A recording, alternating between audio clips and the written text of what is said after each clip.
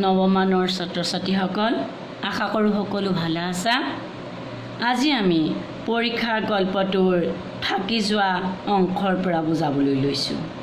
তোমালোকে কিতাপখন উলিয়াই মনোযোগেৰে পাঠটো চোৱা।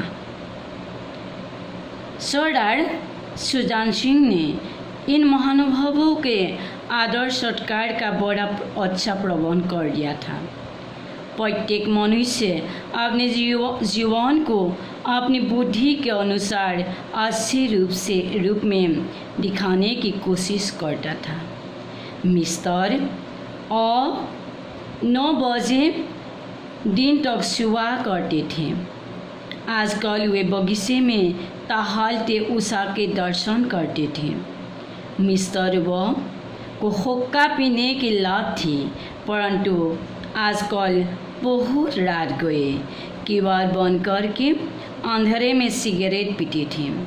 मिस्टर द और ज से उनके घरों पर नौकरों की नाक में दम था, लेकिन ये सज्जन आजकल आप और जनाब के बगैर नौकर से बातचीत नहीं करते थे।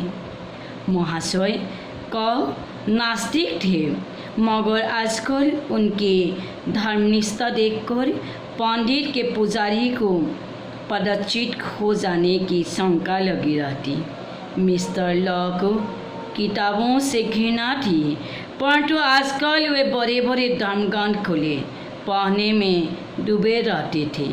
जिससे बातचीत कीजिए वह नम्रता और सदागर का देवता मालूम होता था। लोग समझाते थे कि एक महीने की झंझट है, किसी तरह काट ले, कहे कार्य सिद्ध हो गया तो कौन पूछता है। सरदार सुजान सिंहই এই মহানুভৱসকলৰ আদৰ সৎকাৰ বৰ ভালধৰণে কৰিছিল, চোৱা চিতা কৰিছিল আৰু প্ৰত্যেক মানুহবিলাকেও নিজৰ জীৱনৰ আৰু নিজৰ বুদ্ধিৰ অনুসৰিয়ে ভাল ৰূপবিলাক দেখুৱাবলৈ চেষ্টা কৰিছিল। মিষ্টাৰ আকৌ 9 বজালৈকে খোৱাৰ অভ্যাস আছিল, দিনৰ 9 বজালৈকে খোৱাৰ অভ্যাস আছিল। আজিকালি কিন্তু তেওঁ বাগিচাত ঘূৰি ফুৰি খুব নিচেই পোৱা উশাহ দৰ্শন কৰিছিল। মিষ্টাৰ বৰ হুক্কা পি খোৱাৰ অভ্যাস আছিল, কিন্তু আজিকালি তেওঁ ৰাতি হ'লে দৰ্জা বন্ধ কৰি আন্ধাৰত চিগাৰেট ফুপি খায়। মিষ্টাৰ দ আৰু জৰ তেওঁলোকৰ ঘৰৰ চাকৰবিলাকক দম দি গালি সপনি পাৰিছিল, কিন্তু তেওঁলোক বা এই ভদ্ৰলোক কেইজনে এতিয়া আজিকালি তেওঁলোকক আপুনি ডাঙৰীয়া আদি সম্বোধনেৰে কৰি কেৱল কথা পাতিবলৈ ল'লে। মহাশয় এজন নাস্তিক আছিল, কিন্তু আজিকালি তেওঁৰ সেই ধৰ্মনিষ্ঠা দেখি অতদিনে মন্দিৰত পূজা কৰি অহা পূজাৰীও যেন পদচ্যুতৰ আশংকা হ'ল। মিষ্টাৰ লৰ কিতাপ পঢ়াৰ প্ৰতি ঘৃণা আছিল, কিন্তু তেওঁ আজিকালি ডাঙৰ ডাঙৰ ধৰ্মগ্ৰন্থ মেলি কিতাপ পঢ়াত বুৰ গ'ল। যিপিনেই চোৱা, যাৰ লগতে তুমি কথা নাপাতা, কেৱল নম্ৰতা আৰু সদাগাৰৰ দেৱতা যেন অনুভৱ হ'ব। সকলোৱে অনুভৱ কৰিলে, বুজিলে যে এনেদৰে নিজকে অভিনয় কৰি এমাহ পাৰ কৰাটো যথেষ্ট কষ্টদায়ক সমস্যা। কেনেবাকৈ ইয়াৰ পৰা পৰিত্ৰাণ পালে বা কাটিব পাৰিলে, কেনেবাকৈ এই কাৰ্যত যদি তেওঁলোক সিদ্ধ হয়, তেতিয়া আৰু তেওঁলোকক কোনে সুধিব। लेकिन मनुष्य का वह बूढ़ा जौहरी आदमी बैठा हुआ देख रहा था कि इन बगुले में हंस कहाँ छिपा है। एक दिन नए फैशन वालों को सूझी कि आपस में हॉकी का खेल हो जाए। यह प्रश्न हॉकी के मर्जे खिलाड़ियों ने पेश किया। यह भी तो आखिर इतिहास है, इसे क्यों छिपा कर रखे? संभव है कुछ हाथों की सफाई की काम कर जाए, किंतु এই মানুহবিলাকৰ মাজত আঁৰত থাকি এজন জহৰী সোণাৰীয়ে এইবিলাক বগলীৰ মাজত বগলীৰ জাকটোত কেনেকৈনো এটা হাঁহ ক'ৰবাত লুকাই আছে সেইটো নিৰীক্ষণ কৰি আছিল।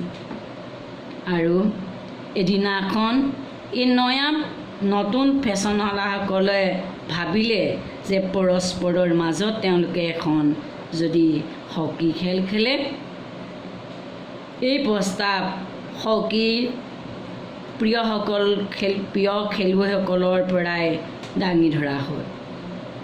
এইটো এটা শেষ বিদ্যা,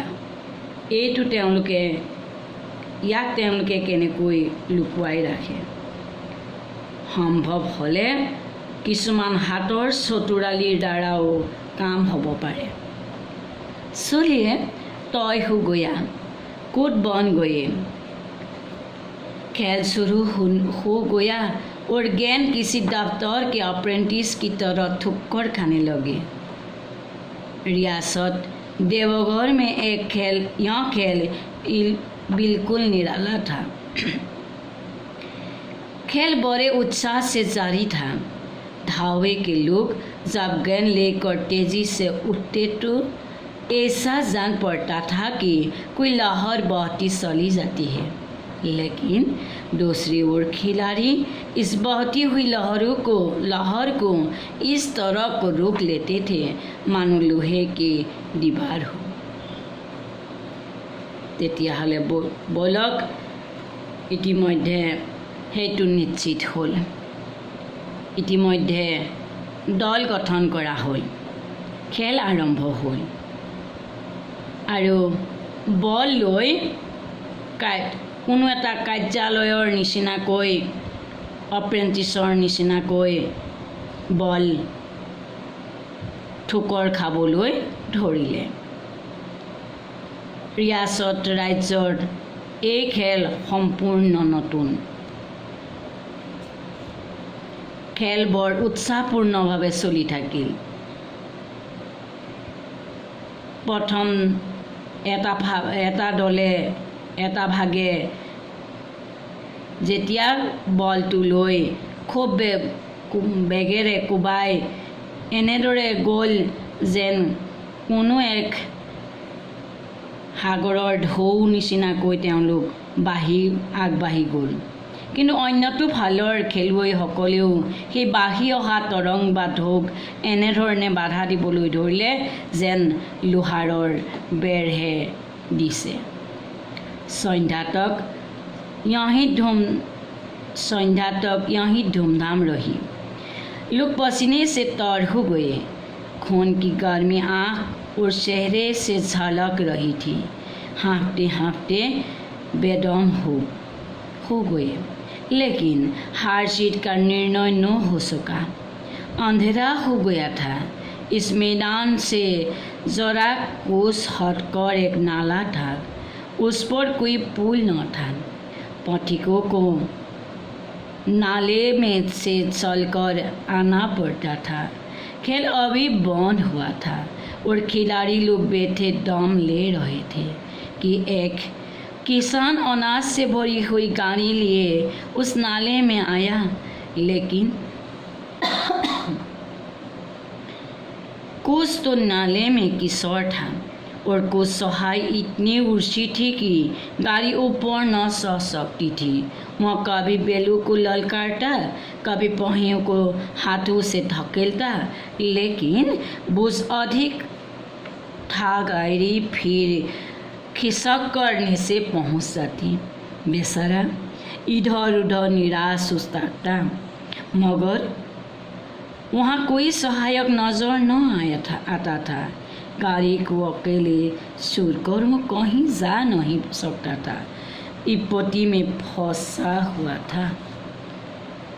ইতিমধ্যে সন্ধ্যা সময়লৈকে এই খেলখন ধুমধাম গতিৰে চলি থাকিল। সকলো খেলুৱৈ ঘামেৰে লুতুৰি পুতুৰি হ'ল। ঘাম তেজৰ গৰম চকু আৰু মুখত ফুটি উঠিল, প্ৰকাশ পালে। ফোপাওঁতে তেওঁলোক ভাগৰি পৰিল, কিন্তু কাৰো মাজত হৰা জিকা নিৰ্ণয় নহ'ল। ইতিমধ্যে আন্ধাৰ হ'ল। সেই খেলপথাৰৰ পৰা অলপ আঁতৰত এটা নলী আছিল, এখন সৰু নৈ আছিল, জান আছিল। কিন্তু সেই জানটোৰ ওপৰত কোনো দলং নাছিল। পথিকবিলাকে সেই জানটোৰ খোজকাঢ়ি অহা যোৱা কৰিছিল।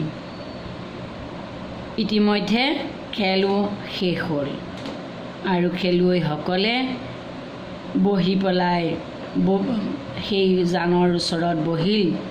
আৰু এনেতে দেখিবলৈ পালে এজন খেতিয়কে শস্যৰে ভৰা এখন গাড়ী লৈ সেই জানটোলৈ আহিল।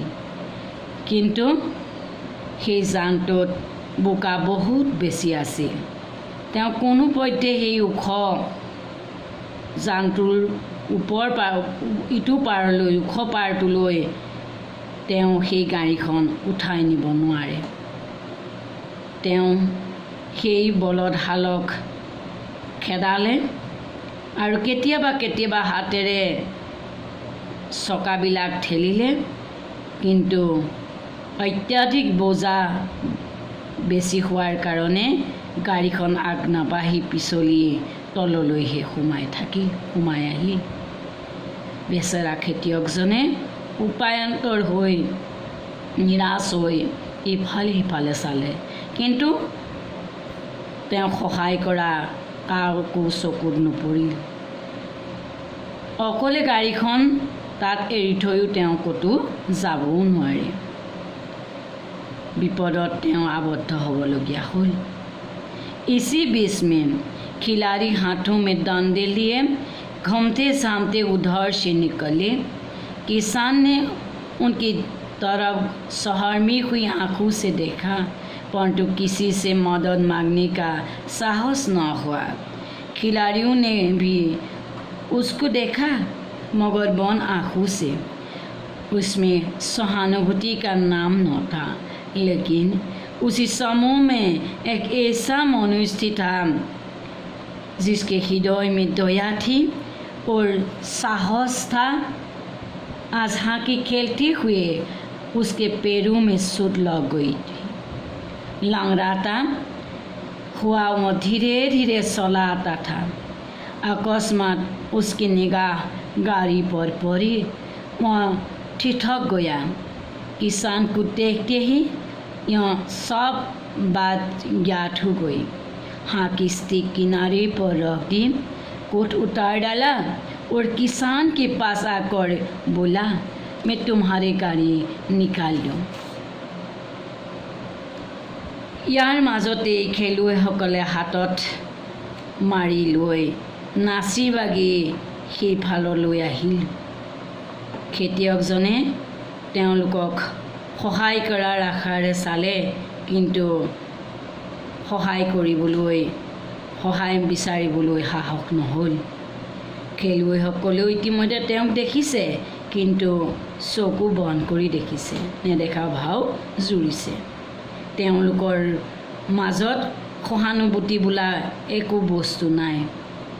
কিন্তু সেই সমূহীয়াবিলাকৰ ভিতৰতে এনেকুৱা এজন মানুহো আছিল যাৰ হৃদয়ত দয়া আছিল, যাৰ হৃদয়ত সাহস আছিল। আৰু আজি এই হকী খেল ইতিমধ্যে তেওঁ খেলিছিল, আৰু সেই হকী খেলত তেওঁৰ এটা ভৰিত আঘাতপ্ৰাপ্ত হৈছিল। লেঙেৰাই লাহে লাহে তেওঁ সেইফালে অকলে আহি আছিল। হঠাতে তেওঁৰ দৃষ্টি সেই গাড়ী চালকজনৰ ওপৰত পৰিল। তেওঁ ৰৈ গ'ল। খেতিয়কজনক দেখি তেওঁ সকলো বুজি পালে। হাউকি মাৰিডাল পাৰ ওচৰতে থৈ কিনাৰতে থৈ তেওঁ নিজৰ চোলাটো কোটটো খুলিলে আৰু খেতিয়কজনৰ ওচৰলৈ গৈ ক'লে, মই তোমাৰ গাড়ীখন উঠাই দিওঁনে? ছাত্ৰ ছাত্ৰীসকল, পাঠটো যথেষ্ট দীঘলীয়া, সেইবাবে আৰু এদিনতহে এই পাঠটো আমি সমাপ্ত কৰিব পাৰিম। আজিলৈ ইতিমধ্যে আমি ইমানতে শেষ কৰিছোঁ। পাঠটো ভালদৰে পঢ়িবা। তোমালোকৰ মাত্ৰ এগৰাকী ছাত্ৰীৰ বাদে প্ৰশ্নৰ উত্তৰবিলাক কোনেও নেদেখুৱালা। পৰীক্ষাৰ হ'ব সমাগত। তোমালোকে ইতিমধ্যে হেড ছাৰৰ পৰা সকলো অৱগত হৈছা।